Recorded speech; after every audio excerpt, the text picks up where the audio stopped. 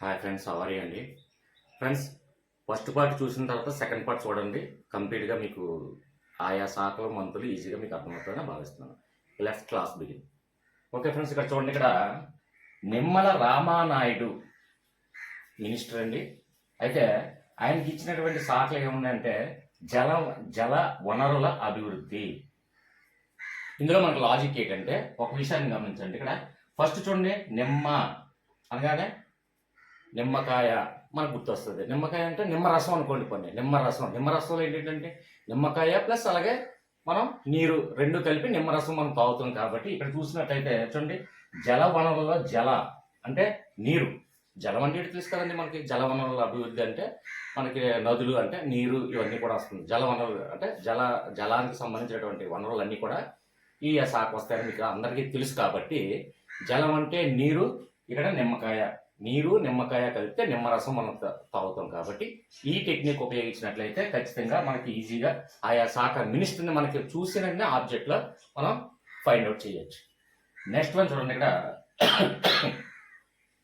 ఆనం రామ నారాయణ రెడ్డి, ఈయనకి ఇచ్చినటువంటి శాఖ ఏంటంటే దేవాదాయ శాఖ అండి. మనకి ఎలా గుర్తుపెట్టుకోవాలి, కన్ఫ్యూజ్ లేకుండా ఎలా గుర్తుపెట్టుకోవాలి అంటే ఇందులో చూడండి. ఇప్పుడు కూడా ఫస్ట్ చూడండి, ఫస్ట్ వన్ రామ అంటే రాముడు. తర్వాత చూడండి నారాయణుడు, నారాయణ అంటే శ్రీకృష్ణుడు అండి. అంటే రాముడు మరియు కృష్ణుడు ఇద్దరు దేవుళ్ళు ఉన్నారు, రాముడు మరియు కృష్ణుడు. అంటే ఇక్కడ నేను చెప్పేది ఏంటంటే మతపరంగా కాదండి, ఓన్లీ లాజిక్ పరంగా మాత్రమే థింక్ చేయండి. అయితే ఇక్కడ రాముడు మరియు నారాయణ అంటే కృష్ణుడు. కాబట్టి రాముడు మరియు కృష్ణుడు కలిసి ఉన్నారు. కాబట్టి ఇది ఇద్దరు దేవుడు కలిసి ఉన్నారు. కాబట్టి ఈ పేరులో దేవాదాయ శాఖ అని మీరు గుర్తుపెట్టుకోండి. ఓకే ఫ్రెండ్స్, నెక్స్ట్ వన్ చూడండి. అనగాని సత్యప్రసాద్, ఈయనకి ఇచ్చినటువంటి శాఖలు ఏమైనా ఉన్నాయంటే రెవెన్యూ శాఖ, అలాగే స్టాంపులు శాఖ, అలాగే రిజిస్ట్రేషన్. ఈ మూడు కూడా ఒకదానికి సంబంధం ఉంది, అది గమనించండి ముందు. ఫస్ట్ ఆఫ్ ఆల్ అంటే మనకు వేరే వేరే శాఖలు ఇవ్వరని ఆల్రెడీ పార్ట్ 1లో చెప్పడం జరిగింది. వేరే వేరే శాఖలు సంబంధం లేకుండా ఉండబడి ఎప్పుడు కూడా ఒక శాఖ మినిస్ట్రీకి ఆ శాఖతో ముడిపడి ఉన్న ఇతర శాఖల్ని అప్పచెప్పడం జరుగుతుంది. అది మెయిన్ కాన్సెప్ట్గా మీరు ఆలోచించండి. అయితే రెవెన్యూకి, స్టాంపులకి, రిజిస్ట్రేషన్కి ఇవన్నీ కూడా ఒకేదానికి సంబంధించినవే, అది గమనించారు. ఇందులో ముఖ్యంగా చూడండి, ఇక్కడ అనగాని సత్యప్రసాద్లో చూడండి సత్యం అంటే ఇక్కడ మనకి ఏముందండి, రెవెన్యూ, స్టాంపులు, రిజిస్ట్రేషన్ అంటే దేనికి సంబంధించి అంటే చూడండి, బాండ్ పేపర్లు కానివ్వండి, లేదంటే ప్రామిసరీ నోట్లు కానివ్వండి, ఇదే మనకు లాజిక్. ఇవన్నీ కూడా రెవెన్యూ అనగానే బాండ్ పేపర్లు,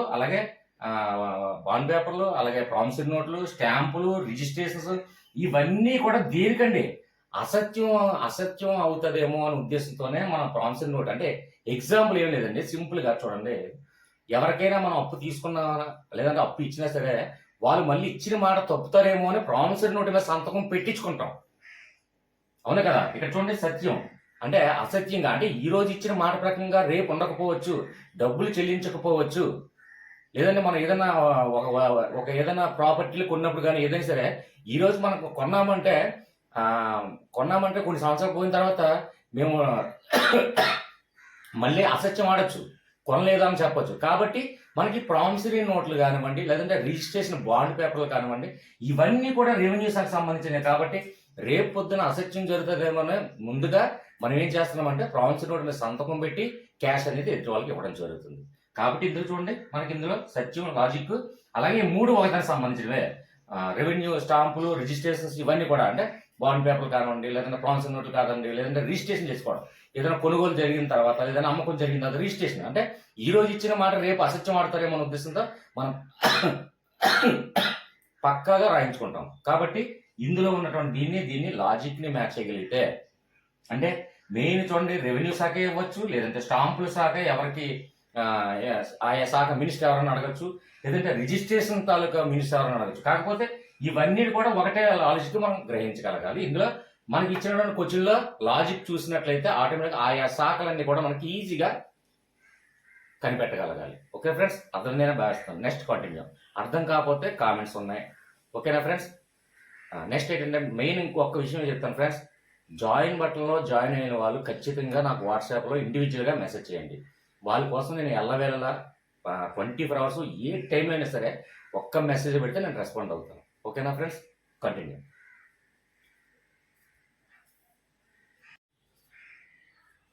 ఓకే ఫ్రెండ్స్, ఇక్కడ నెక్స్ట్ వన్ చూడండి. ఇక్కడ కందుల దుర్గేష్ ఆయా శాఖ మినిస్టర్ పేరండి. అయితే ఏ శాఖలు ఇచ్చారంటే ఆయనకి, కందుల దుర్గేష్ గారికి పర్యాటకం, అలాగే సాంస్కృతికం, అలాగే సినిమాటోగ్రఫీ. మనకి ఇందులో లాజిక్ ఏంటంటే ఇక్కడ చూడండి, పర్యాటకం అంటే, సాంస్కృతం అంటే ఏంటి, సినిమాటోగ్రఫీ అంటే ఏంటి, ఇవన్నీ కూడా కళలు సినిమాలు ఇవన్నిటికీ సంబంధించింది. ఇక్కడ చూడండి, సాంస్కృతికం అంటే అనేకమైనటువంటి కళలు, అంటే నాటకం కానీ లేదంటే డ్రామాలు కానివ్వండి, మరి ఏదైనా సరే కళలకు సంబంధించిన అన్ని కూడా అందులోకి వస్తున్నాయి. సినిమాలు, అలాగే సినిమాటోగ్రఫీ అంటే సినిమాలకు సంబంధించిన విషయం. అలాగే షూటింగ్ అయ్యి ఎక్కడ జరుగుతుంటాయండి, మంచి మంచి ప్రదేశాల్లో, అంటే పర్యటించడానికి అవకాశం ఉండి పర్యటించడానికి బాగుండే ప్రదేశాల్లో. ఎగ్జాంపుల్ చూడండి, పర్యాటకం అంటే మంచి మంచి పర్యటించే ప్రదేశాలు, అంటే ఒక వాటర్ ఫాల్స్ కానివ్వండి, లేదంటే ప్రకృతికి సంబంధించినటువంటి నేచర్ సంబంధించినటువంటి పర్యాటక ప్రదేశాలు కానివ్వండి, ఇవన్నీ కూడా కళలు కానివ్వండి, లేదంటే సినిమాలు కానివ్వండి, షూటింగ్ చేయడానికి పర్యటించడానికి అనేక మంచి మంచి ప్రదేశాలకు వెళ్ళడం జరుగుతుంది. అంటే ఇక్కడ కళలు, సినిమాలు ఇవన్నీ కూడా పర్యటించడానికి అనుకూలంగా ఉన్నటువంటి ప్రదేశాలకి వెళ్తాం జరుగుతుంది. అయితే మనకి ఇక్కడ ఉన్నటువంటి ఏంటంటే ఎగ్జాంపుల్ సినీ ఫీల్డే తీసుకోండి, సినిమాటోగ్రఫీ. అందులో సినిమాలు అంటే అది కూడా కళలు, అలాగే అది కూడా మంచి ప్రదేశాల్లో షూటింగ్ చేయడానికి పర్యటించడానికి అనుకూలంగా ఉన్న ప్రదేశాలు. కాబట్టి ఇవన్నీ కూడా సినిమాలకు సంబంధించినటువంటి కాబట్టి కాన్సెప్ట్ మనకు ఒకటే గుర్తు రావాలి. ఇక్కడ ఫస్ట్ చూడండి, కందుల దుర్గేష్ అంటే చూడండి, సినిమా ఫీల్డ్లో ఎవరు కూడా అంటే ఎగ్జాంపుల్ లాజిక్ అండి. ఇప్పుడు హీరోయిన్స్ కానివ్వండి, వాళ్ళు కనీసం చర్మం కూడా కందిపోకుండా ఏసీలో ఆ లగ్జరీ లైఫ్ అనుభవిస్తారండి సినీ ఫీల్డ్ అందరూ కూడా. అంటే అందులో పూర్వాళ్ళు లేరా అంటే ఉన్నారు. అంటే మనకు ఓన్లీ లాజిక్ పరంగా ఎగ్జాంపుల్ సినీ హీరోస్ అందరూ ఇండస్ట్రీలో ఉన్న అందరూ కూడా కందిపోకుండా ఏసీ కార్లలో, ఏసీ రూముల్లో, ఏసీ గెస్ట్ హౌస్లో అలా కందిపోకుండా ఉంటారండి. అందరూ కూడా ఎక్కువ బాగా ప్రాపర్టీ సంపాదించడం, అంటే తక్కువ కాలంలోనే ఎక్కువ సంపాదించే ఫీల్డ్ కూడా అది సినీ ఫీల్డేనండి. అంటే ఒక సినిమాకి ఒక 100 కోట్లు అంటే ఎన్ని సంవత్సరాలు ఎన్ని యుగాలు కష్టపడాలండి 100 కోట్లు సంపాదించడానికి. ఒక ఎగ్జాంపుల్ ప్రభాస్ గారికి మొన్న వచ్చిన కల్కి సినిమాకి 100 crores రెమ్యూనరేషన్ అంట. కాబట్టి ఇదేంటంటే లాజిక్ కోసమే సినీ ఫీల్డ్లో అందరూ కందిపోకుండా ఉంటారు అని ఒకటే ఒక లాజిక్ పెట్టుకోండి. మనకు లాజిక్ గుర్తొస్తారు, ఎవరిని పాయింట్అవుట్ చేయడం కాదు. ఓకే ఫ్రెండ్స్, అర్థమైందనే భావిస్తాను. కాబట్టి ఇక్కడ కందుల అంటే కందిపోకుండా ఉంటారు. సినీ ఫీల్డ్ మొత్తం కూడా రెమ్యూనరేషన్ అయ్యి చాలా ఎక్కువ. కాబట్టి అదొక్క లాజిక్ గుర్తుపెట్టుకుంటే మనకు చాలు. నెక్స్ట్ వన్ చూడండి, ఇక్కడ గుమ్మిడి సంధ్యారాణి. మనకి ఆయా శాఖ మినిస్టర్లో అబ్జర్వ్ చేశారు లేదో, ఒక హోమ్ మినిస్టర్ ఒకటి, అలాగే మహిళా శిశు సంక్షేమం, గిరిజన శాఖలు, ఇవి లేడీస్కి సంబంధించినవి. కాబట్టి ఎక్కువగా లేడీస్కి ఇవ్వడం జరుగుతుంటుందండి. అంటే హోమ్ మినిస్టర్ లేడీస్కి ఇవ్వడం వల్ల ముందు ఏంటంటే సత్యేందర్ రెడ్డి అలాగే లేడీ హోమ్ మినిస్టర్గా చేశారు. అలాగే ఇప్పుడు ఇక్కడ మహిళా సంక్షేమం ఎత్తనా కూడా లేడీ. అయితే మనకి ఇప్పుడు ఉన్నటువంటి ఎందుకు చెప్తున్నానంటే, లేడీస్ ఇద్దరు ఉన్నారండి మనకు శాఖ మినిస్టర్లో, ఇద్దరు అండి. ఒకటి హోం శాఖ మినిస్టర్, అలాగే 2 మహిళా శిశు సంక్షేమ, గిరిజన సంక్షేమం అండి. కాబట్టి ఈ 2 కూడా చిన్నది, అంటే గుర్తుపెట్టుకుంటారనే ఉద్దేశంగా నేను చెప్పాను. ఇద్దరు లేడీస్ మినిస్టర్స్ ఉన్నారు మన ఈ కొత్త కూటమి ప్రభుత్వ ఏర్పాటులో. కాబట్టి అది కూడా ఒక లాజిక్గా గుర్తుపెట్టుకోండి. అంటే మీకు ఇంకా అంటే ఎక్కడ ఏ చిన్న లాజిక్ నాకు అనిపించినా సరే అది మీకు తెలియచేస్తాను. అది మీకు ఎంతో కొంత ఉపయోగపడుతుంది అని, అంతే. ఓకే ఫ్రెండ్స్, అయితే ఇక్కడ దీనికి ఎలా మ్యాచింగ్ చేస్తారంటే చూడండి, మహిళ అంటే స్త్రీమూర్తి, అలాగే శిశు అంటే పిల్లలు. మహిళా శిశు సంక్షేమం అంటే ఏంటంటే క్షేమంగా చూసుకోవడం. అయితే ఇక్కడ చూడండి, మహిళ, అలాగే స్త్రీ, అలాగే శిశువు అంటే చిన్నపిల్లలండి. చిన్నపిల్లలు శిశువులు అంటాం కదా. మహిళ, శిశువులు, చిన్న పిల్లలు పుట్టేటప్పుడు పిల్లలు ఏమంటారు, శిశువు అంటాము. అలా ఎదుగుతున్న కొద్ది దశలుగా మారుతుంటే పేర్లు కూడా మారుతుంటాం, బాలుడు లేకపోతే సంథింగ్ ఇలా పెద్దవాడు సంథింగ్ అలాగా. అయితే ఇక్కడ మహిళలు అలాగే శిశువు, కాబట్టి ఇది లేడీస్కి సంబంధించిన విషయం. అలాగే ఇక్కడ గిరిజన సంక్షేమం, దీనికి దాని సంబంధం ఏంటి సార్ అని మీకు ఐడియా రావచ్చు. ఎక్కువగా మనం చూసుకున్నట్లయితే మనకి ఏదైనా ఒక డిఎస్సి కానివ్వండి, లేదంటే ఏ కాంపిటేటివ్ ఎగ్జామ్ కానివ్వండి, రిజర్వేషన్ బేస్ చేసుకొని సార్ మాకు ఈ రిజర్వేషన్ ఉందండి అని మనం ఆలోచిస్తుంటాం. అయితే అన్నిటికన్నా ఎక్కువ రిజర్వేషన్ ఏంటండి, అదే మామూలుగా చెప్పాలంటే ఇది. అంటే ఎక్కువగా మనకి ఓసీ, బీసీ, ఎస్టీ ఇవన్నీ చూసుకున్నట్లయితే అన్నిటికన్నా ఎక్కువ రిజర్వేషన్ ఏంటంటే ఎస్టీ వారికి. మళ్ళీ ఎస్టీలో ఎస్పెషల్ ఏంటంటే ఇంకా గిరిజన లేడీస్కి. కాబట్టి ఇది లేడీస్కి సంబంధించిన విషయం కాబట్టి ఇది కూడా సేమ్, మనకి కన్ఫ్యూజ్ లేకుండా గుర్తుపెట్టుకోండి. ఇక్కడ మహిళలు అలాగే శిశువులు, ఇక్కడ గిరిజన సంక్షేమం. గిరిజనుల్లో కూడా లేడీస్ ఎక్కువ మంది, లేడీస్కి ఎక్కువ మనకి రిజర్వేషన్ ఉంది కాబట్టి, అంటే జెంట్స్ కన్నా లేడీస్కి ఎక్స్ట్రా రిజర్వేషన్ ఉంది కాబట్టి అది కూడా గుర్తుపెట్టుకోండి. సో ఏంటంటే ఇక్కడ మన లాజిక్ ఏంటంటే చూడండి, గుమ్మిడి అని ఉంది కదండి, గుమ్మిడి అనే లాజిక్ ఉంది కదండి. ఇక్కడ మహిళలు ప్రతి ఒక్కరు కూడా తన కనబోయే శిశువుని గుమ్మడికాయలాగా అందంగా బుజ్జిగా పెద్ద పెద్ద బొగ్గలతో గుమ్మడికాయ అంత కొడుకు లేకపోతే గుమ్మడికాయ కూతురు పుట్టాలని ప్రతి ఒక్క గృహిణి మాతృమూర్తి కూడా తన తల్లి పుట్టే శిశువు గురించి కోరుకుంటారండి. గుమ్మడికాయలాగా ఉండాలి నా పిల్లడు, గుమ్మడికాయలాగా అందంగా బుజ్జిగా బొద్దుగా అలాగే పెద్ద బొగ్గలు కొంత అందంగా, అంటే గుమ్మడికాయ అంత బాగుండాలి అని ప్రతి ఒక్క ప్రెగ్నెంట్తో ఉన్నటువంటి మాతృమూర్తి ఆశించేది అదొకటే. ఆరోగ్యంగా నా శిశువు ఎటువంటి ప్రాబ్లం లేకుండా ఆరోగ్యంగా గుమ్మడికాయలాగా పుట్టాలి అని అనుకుంటారు. కాబట్టి ప్రతి ఒక్క మాతృమూర్తి కూడా, కాబట్టి ఆమె యొక్క తపన మనకి ఇక్కడ లాజిక్గా మనం గుర్తుపెట్టుకోండి. ఓకే ఫ్రెండ్స్, ఇక్కడ చూడండి గుమ్మిడి అనగానే గుమ్మడికాయ. ఇక్కడ మనకు మహిళ శిశు సంక్షేమం ఇవన్నీ కూడా వస్తుంది. కాబట్టి మహిళలు శిశువుని కనేటప్పుడు మనం అనుకునేటువంటి ఒకే ఒక ఆలోచన గుమ్మడికాయలాగా ఆరోగ్యవంతమైన బాలుడో బాలికో పుట్టాలి అని ఆశిస్తారు. ఇదే మన లాజిక్ అని అర్థమైందని భావిస్తున్నాను. ఓకే ఫ్రెండ్స్, మనకు కన్ఫ్యూజ్ లేకుండా మనకి ఏంటంటే అక్కడ మనకి ఎగ్జామ్ హాల్లో క్వశ్చన్ ఉంటుంది, అలాగే ఆబ్జెక్ట్స్ ఉంటాయి. కాబట్టి ఈజీగా మనం మ్యాచ్ చేయగలం. అంతేకాని ఇవన్నీ శాఖలు మొత్తం ఎన్ని శాఖలు ఉన్నాయి, అన్ని శాఖలు గుర్తుపెట్టుకోవాలంటే, అన్ని మినిస్టర్లు అన్ని శాఖలు గుర్తుపెట్టాలంటే అది అసాధ్యం, అది క్లిష్టమైనది, కన్ఫ్యూజ్ అవుతాం ఒకవేళ గుర్తుపెట్టుకున్నాం. కాబట్టి లాజిక్ మ్యాచ్ చేయగలిగితే చూడండి, చెమట కూడా వచ్చేస్తుంది, ఫ్యాన్ వేసుకుంటే రీసౌండ్ వస్తుంది మన ఉద్దేశంతో. దయచేసి కొద్దిగా వెయిట్ చేయండి, కొద్దిగా మీకోసమే నా తాపత్రయం. ఓకే ఫ్రెండ్స్, నెక్స్ట్ వన్ చూడండి. ఇక్కడ బీసీ జనార్దన్ రెడ్డి. ఇక్కడ ఈయనకి ఇచ్చినటువంటి శాఖలు ఏంటున్నాయంటే రహదారులు మరియు భవనాలు, అలాగే మౌలిక వసతులు, అలాగే పెట్టుబడులు.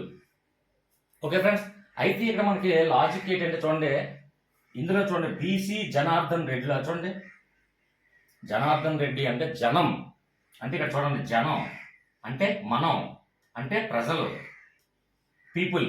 కాబట్టి జనార్దన్ రెడ్డిలో జనం చూసుకోండి. ఇక్కడ జనానికి కావాల్సినటువంటి ఏంటండి, ఉండడానికి సరైన రహదారులు, లేదంటే ఉండడానికి సరైన రహదారులు, అలాగే సొంత ఇల్లు కల ప్రతి ఒక్కరికి ఒక భవనం. అంటే భవనం అంటే అక్కడ మేడలు మిద్దులని కాదండి, ఉండడానికి ఒక వసతి కావాలి, అలాగే మనకి రహదారులు కావాలి, అలాగే ఉండడానికి నివసించడానికి ఒక ఇల్లు కావాలి, అలాగే మౌలిక వసతులు, తన జీవన విధానానికి ఏదైతే వసతులు కావాలో అవి జనం కోరుకుంటారు, జనం కోసమే చెయ్యాలి. అలాగే ఇక్కడ పెట్టుబడులు, తనకి కావాల్సినటువంటి పెట్టుబడులు ఇవన్నీ కూడా సమకూర్చడం. అంటే ఇక్కడ మన ఏంటంటే జనార్దన్ రెడ్డిలో జనం కావాల్సినటువంటి మామూలు సాధారణమైనటువంటి కోరికలు ఏంటండి, నడవడానికి రహదారులు కావాలని కోరుకుంటారు, అలాగే నివసించడానికి ఇల్లు కావాలని కోరుకుంటారు, అలాగే మౌలిక వసతులు అనగానే అంటే జీవన విధానానికి ఏదైతే అవసరాలు ఉంటాయో ఆ అవసరాలు మనకి చేరాలని ఆశించడం జరుగుతుంది జనం. అలాగే పెట్టుబడులు అంటే పెట్టుబడులు అంటే బ్రతకడానికి కావాల్సినటువంటి సౌకర్యాలు, అంతే. ఓకే ఫ్రెండ్స్, ఇక్కడ ఈజీగా లాజిక్ అర్థమైంది అనుకుంటున్నాను. కాబట్టి ఏదైనా సరే మనకు ఫస్ట్ మనకి ఇచ్చినటువంటి ఆయా శాఖ మినిస్టర్ పేరు చూసినా అందులో లాజిక్ని మనం గుర్తించగలిగితే తర్వాత ఆయనకు ఉన్నటువంటి శాఖలన్నీ కూడా ఆటోమేటిక్గా మైండ్లో వచ్చి చేరుతాయి. ఓకే ఫ్రెండ్స్, అర్థమైందని భావిస్తాను. Let's continue.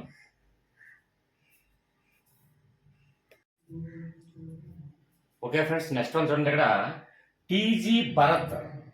అయితే మనకి ఇక్కడ చూడండి, ఇక్కడ ఈయనకి ఉన్నటువంటి శాఖలు ఏంటంటే పరిశ్రమలు, అలాగే వాణిజ్యం, ఆహార శుద్ధి చేసేవి ఏంటంటే అవి యంత్రాలే కదా, అవి పరిశ్రమలే కదా. కాబట్టి ఇవన్నీ కూడా వాణిజ్యం అన్న, పరిశ్రమలు, ఆహార శుద్ధి ఇవన్నీ యంత్రాలు, అంటే పరిశ్రమకు సంబంధించిన విషయం అని మనం గ్రహించండి. తర్వాత నెక్స్ట్ వన్ తీసుకున్నట్లయితే ఇక్కడ చూడండి టీజీ భరత్లో మనకి లాజిక్ ఏంటంటే, భరత్ అంటే భారతదేశంలో పారిశ్రామికంగా వృద్ధి చెంది ఇంకా డెవలప్మెంట్, అంటే మనకి అభివృద్ధి చెందుతున్న దేశాలతో మనం పోటీ పడుతున్నాం.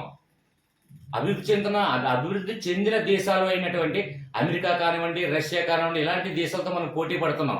అభివృద్ధి చెందుతూ ఉన్నటువంటి దేశాల్లో మనది, అలాగే చైనా. కాబట్టి ఏంటంటే పారిశ్రామికంగా ఎక్కువగా డెవలప్మెంట్ చేయాలనే ఉద్దేశంతో మన భారతదేశంలో పెట్టుబడులు కానివ్వండి అవన్నీ కూడా విదేశాల నుంచి తీసుకొచ్చి మరి పెట్టుబడులు పారిశ్రామిక రంగంగా ఎదుగడానికి మనం ప్రయత్నం చేస్తున్నాం. కాబట్టి ఇదే మనకు లాజిక్. పరిశ్రమలో వాణిజ్యం, అలాగే ఆహార శుద్ధి. అంటే ఆహార శుద్ధి అంటే యంత్రాలు, అంటే మన ఆహారాన్ని పండించినప్పుడు కూడా ఆహారాలు మనం తయారు చేసి మన దగ్గరికి రావడానికి యంత్రాలు ఉండరు కదండి, అది పరిశ్రమలే కదా. కాబట్టి ఏంటంటే అభివృద్ధి చెందుతున్న దేశాల్లో భారతదేశం కూడా అభివృద్ధి చెందాలని వాణిజ్య పరంగా పరిశ్రమలు నిర్మించడానికి మనం విదేశాల నుంచి పెట్టుబడులు కూడా అనేకంగా తీసుకొచ్చి, లేదంటే ప్రపంచ బ్యాంక్ నుంచి పెట్టుబడులు తీసుకొచ్చి పారిశ్రామికంగా అభివృద్ధి చెందడానికి మనం ప్రయత్నం చేస్తున్నాం అనే లాజిక్ కూడా గుర్తుపెట్టుకోండి. భారత్ అంటే భారతదేశం. ఓకే ఫ్రెండ్స్, నెక్స్ట్ వన్ చూడండి. కొండపల్లి శ్రీనివాస్. కొండపల్లి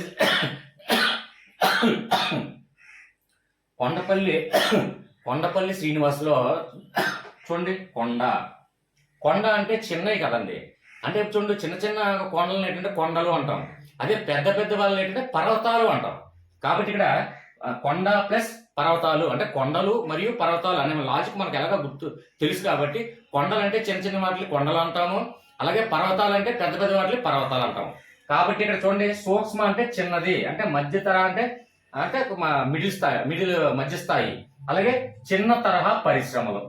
చిన్న తరహా అంటే ఇక్కడ మనకి ఇటు చిన్న అనే అంశాన్ని మనకు గుర్తుపెట్టుకోవాలి. అంటే కొండ ఏమో చిన్న వాటిని కొండలు అంటాము, పెద్ద వాటిని పర్వతాలుగా మనం అంటాం. కాబట్టి ఇక్కడ చిన్న తరహా పరిశ్రమ అనేది మనకి ఆటోమేటిక్గా ఆబ్జెక్ట్ ఇచ్చినటువంటి మనకి ఆన్సర్ మొత్తం క్వశ్చన్ అన్ని కూడా 2 మ్యాచ్ చేయగలిగితే చాలండి, ఎక్కువ కన్ఫ్యూజన్ అవసరం లేదు. ఇవన్నీ కూడా కంఠస్థ ఏం పెట్టిన అవసరం లేదు.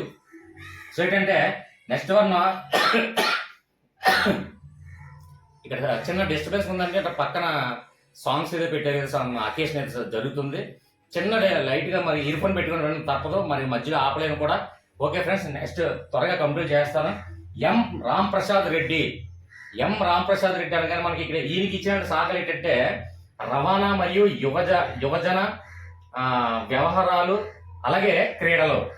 అయితే ఇందులో ఉన్నటువంటి లాజిక్ ఏంటంటే చూడండి, రామ్ ప్రసాద్ అంటే మన జబర్దస్త్ లో మంచి ఫేమస్ కమెడియన్ రామ్ ప్రసాద్ గారి స్కిట్స్ అంటే నాకు చాలా ఇష్టం. సో ఎప్పుడైనా రిలాక్స్ కోసం మన రామ్ ప్రసాద్ స్కిట్లు ఎక్కువగా నేను చూస్తుంటాను. సో ఏంటంటే రామ్ ప్రసాద్ స్కిట్లో 2 చాలా బాగా హిట్ అయిన ఒక ఎపిసోడ్లు ఉంటాయండి. ఒకటి మీరు చూసే ఉంటారు, కార్ల గురించి ఆ స్కిట్ ఉంటుంది. అంటే రవాణా, అంటే కార్లు అంటే ఏంటంటే రవాణా. ఆ కార్ల స్కిట్ కూడా బాగా ఫేమస్ అయిందండి. అది ఒకసారి చూస్తే మనకి చూసే ఉంటాం, కాబట్టి అది బాగా ఫేమస్ అయింది.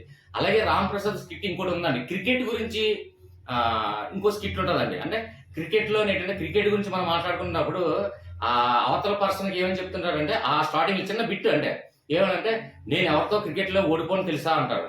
ఎందుకు ఓడిపోతే నేను ఎవరితో ఆడను, నేను ఆడుకుంటాను అంటాడు. ఇలాంటి రామ్ ప్రసాద్ స్కిట్లు అన్ని చాలా బాగుంటాయి. అందులో రవాణా అంటే కార్ల స్కిట్ వాడు చాలా అద్భుతంగా ఉంటుంది. అలాగే క్రీడలు అంటే క్రికెట్ సంబంధించినటువంటి స్కిట్ చాలా హిట్ అయింది. సో ఏంటంటే రామ్ ప్రసాద్ చూసినట్టే మనకి ఇంకా యువజన వ్యవహారాలు అంటే క్రీడలు అంటే ఆటోమేటిక్ గా యువజనకే సంబంధించింది కదా, ముస్లిం వాళ్ళు కాదు కదా, వృద్ధులు కాదు కదా. కాబట్టి యువజన వ్యవహారాలు అలాగే క్రీడలు అంటే యువజనకి ఏదైతే కావాలో అవన్నీ ప్లస్ అలాగే రవాణా కూడా, ఇవన్నీ కూడా మనకి లాజిక్ గుర్తొస్తే చాలు. ఆ 2 స్కిట్లు నేను చెప్పింది ఎందుకు చెప్తాను అంటే కార్ల స్కిట్ ఒకటినా క్రికెట్ స్కిట్ ఒకటి, రామ్ ప్రసాద్ స్కిట్లు చాలా అద్భుతంగా ఉంటాయి. కావాలంటే మీకు టైం పాస్ ఉన్నప్పుడు ఇప్పుడు చూడండి. ఓకేనా ఫ్రెండ్స్, నెక్స్ట్ వన్ తీసుకున్నట్లయితే గొట్టిపాటి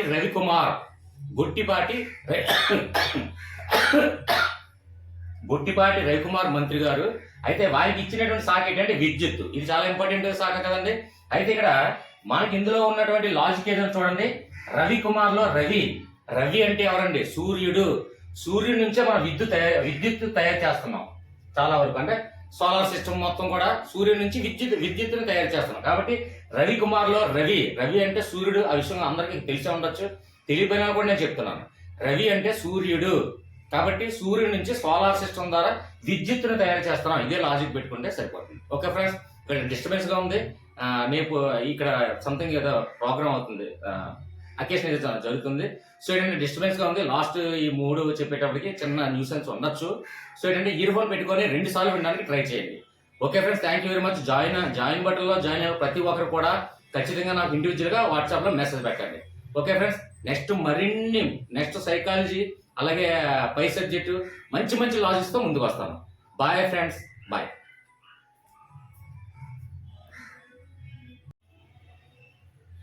ఫ్రెండ్స్, వీడియో చూసినందుకు చాలా థ్యాంక్స్ అండి. దయచేసి నా సపోర్ట్ చేయాలనుకుంటే లైక్ చేయడం మర్చిపోకండి, అలాగే సబ్స్క్రైబ్ చేయడం మర్చిపోకండి. ఓకే ఫ్రెండ్స్, అలాగే ఇంకొక విషయం ఏంటంటే వీడియో చూస్తున్నప్పుడు మనకి మోర్ అనే ఆప్షన్ ఉంటుంది చూడండి, అక్కడ మోర్ దగ్గర ప్రెస్ చేస్తే అందులో లోన లెఫ్ట్ సైడ్ చూసేసరికి ఈ ఛానల్లో ఎన్ని వీడియోలు అయితే ఉన్నాయో అన్ని వీడియోలు కూడా మీరు చూడండి. Okay friends, thank you very much అండి, బాయ్.